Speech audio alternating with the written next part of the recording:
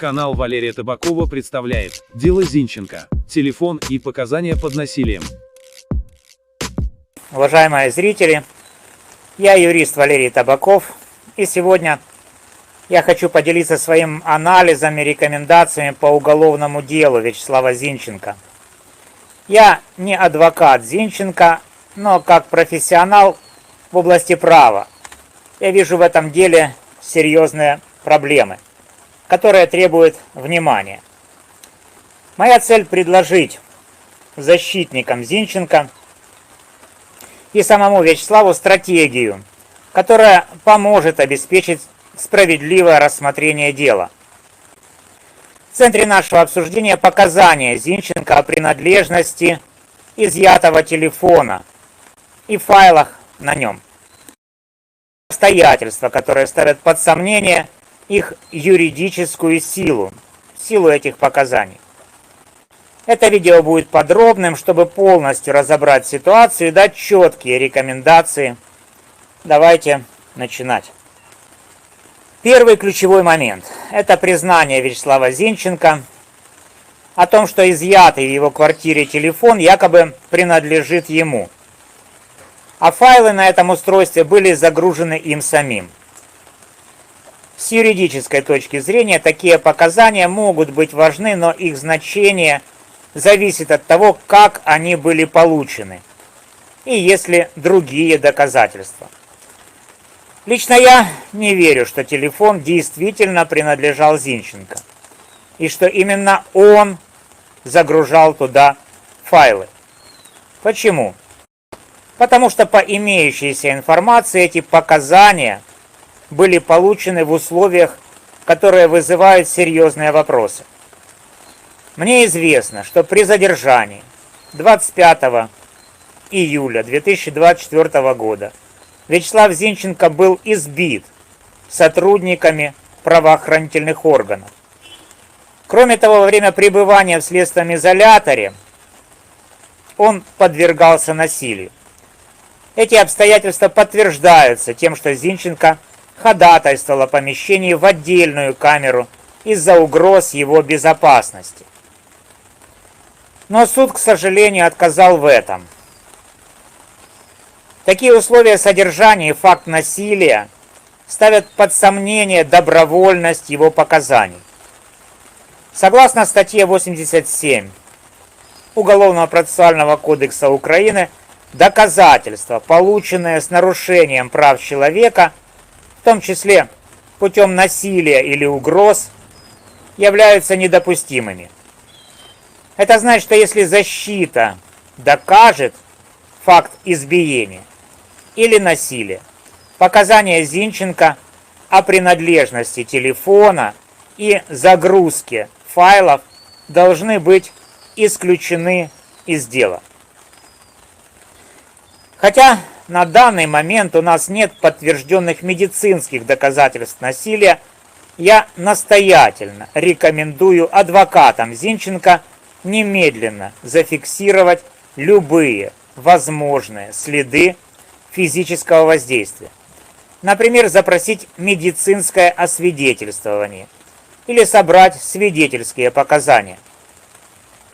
Это критически важно для подтверждения факта принуждения. Теперь перейдем к содержанию файлов на изъятом телефоне. Сторона обвинения утверждает, что эти файлы указывают на подготовку Зинченко какого-то преступления. Однако, согласно материалам дела, была проведена лингвистическая экспертиза, которая не выявила в этих файлах ничего такого, что прямо свидетельствовало бы о подготовке убийства или других преступных действий.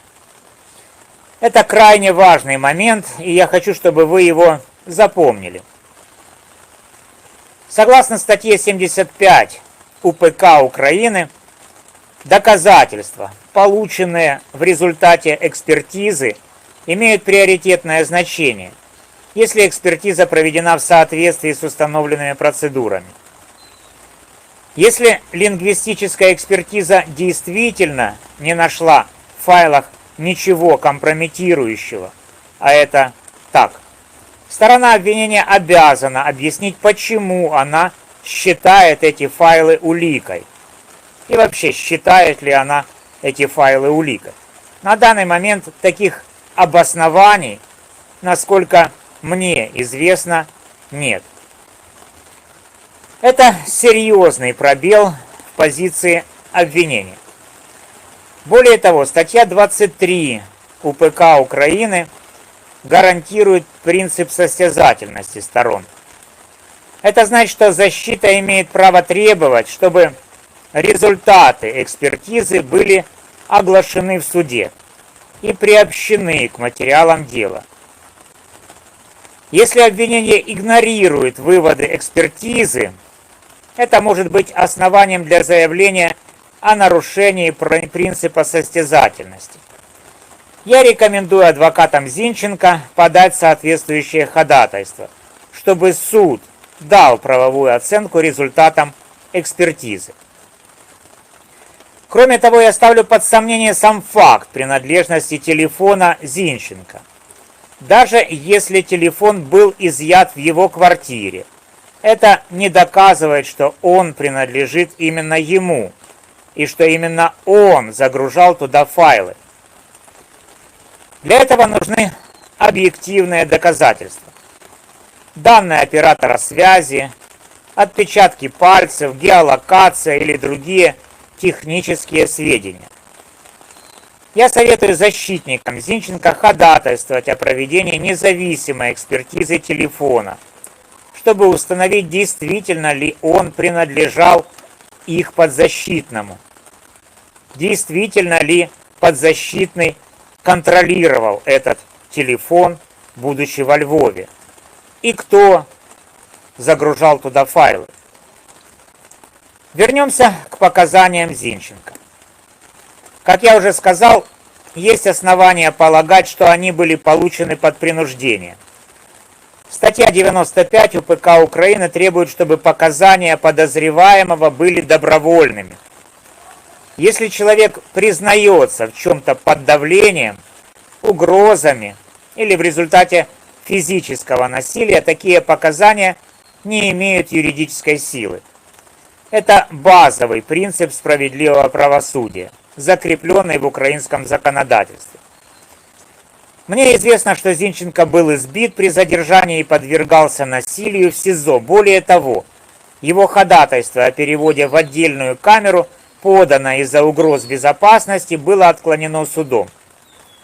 Это усиливает наши подозрения о давлении на него. Даже без медицинских доказательств на данный момент защита может использовать другие способы подтверждения насилия. Например, свидетельские показания, записи с камер наблюдения или жалобы, поданные Зинченко в правоохранительные органы.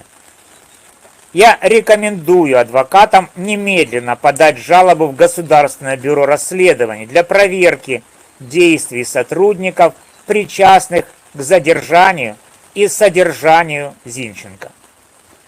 Кроме того, Украина обязана соблюдать Европейскую конвенцию по правам человека. Согласно статье 3 этой конвенции, никто не может подвергаться пыткам или бесчеловечному обращению.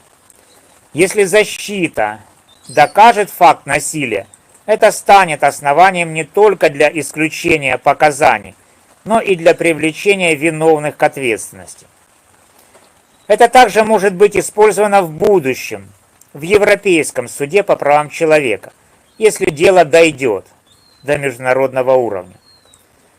На основании вышеизложенного я рекомендую адвокатам Зинченко подать ходатайство о признании его показаний о принадлежности телефона и загрузке файлов недопустимыми доказательствами. Пример такого ходатайства, которое могут адаптировать под конкретные обстоятельства дела, будет загружен мной в описании, ссылка дана, и, возможно, в одном из комментариев. Текст такой: ходатайство о признании доказательств недопустимыми. в Шевченковский суд по уголовному производству номер, заявитель ФИО адвоката, контактные данные, заинтересованные лица, следователь, прокурор, если данные их известны. В производстве Шевченковского суда находится уголовное производство номер по обвинению Зинченко в совершении преступления по статье такой-то. В ходе досудебного расследования указать дату задержания или допроса, ну, например, 25 июля 2024 года, ну, а также дата заявления Зинченко ходатайства о переводе в отдельную камеру. Мой подзащитный Зинченко Вячеслав дал показания о том, что изъятый в его квартире мобильный телефон, указать его характеристики, модель, имей принадлежит ему, а файлы на этом устройстве были загружены им лично. Однако указанные показания были получены в результате применения к моему подзащитному физического насилия и психологического давления со стороны сотрудников правоохранительных органов при задержании и во время пребывания в следственном изоляторе. Факт насилия подтверждается такими обстоятельствами: заявлениями Зинченко о применении к нему избиения при задержании и насилия в СИЗО, ходатайством Зинченко о переводе в отдельную камеру в связи с угрозами его безопасности, которое было подано такого-то числа и отклонено судом. Другие возможные доказательства, например, свидетельские показания или жалобы в ГБР, если они будут собраны. Согласно статье 87 Уголовного процессуального кодекса Украины, доказательства, полученные с нарушением прав и свобод человека, в том числе путем насилия, угроз или иных незаконных действий, являются недопустимыми и не могут быть использованы в уголовном производстве. Согласно статье 95 УПК Украины, показания подозреваемого должны быть добровольными. Показания, данные под принуждением, не могут считаться достоверными и подлежат исключению из числа доказательств. На основании выложенного и руководствуясь статьями 87, 95 и 23 УПК Украины, статьей 3 Европейской конвенции по правам человека, прошу признать показания Зинченко Вячеслава, данные относительно принадлежности мобильного телефона и загрузки в него файлов, недопустимыми доказательствами. Исключить указанные показания из числа доказательств по уголовному производству номер.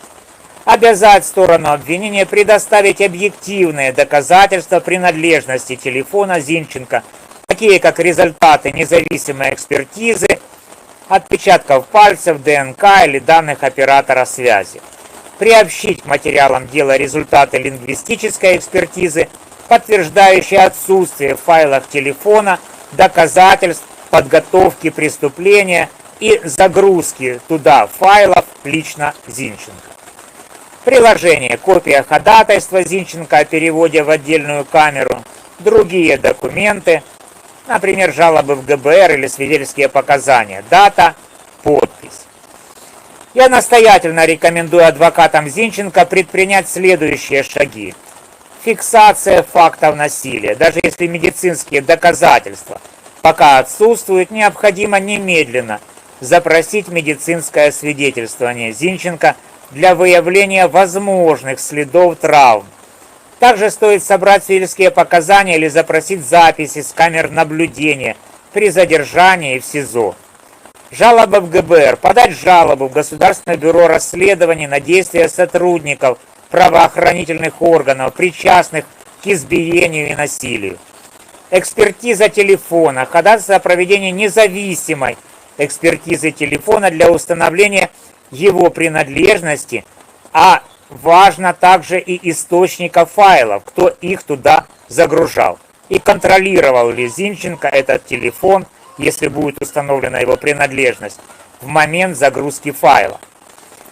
Использование результатов экспертизы. Настаивать на приобщении результатов лингвистической экспертизы к материалам дела и требовать их учета в суде.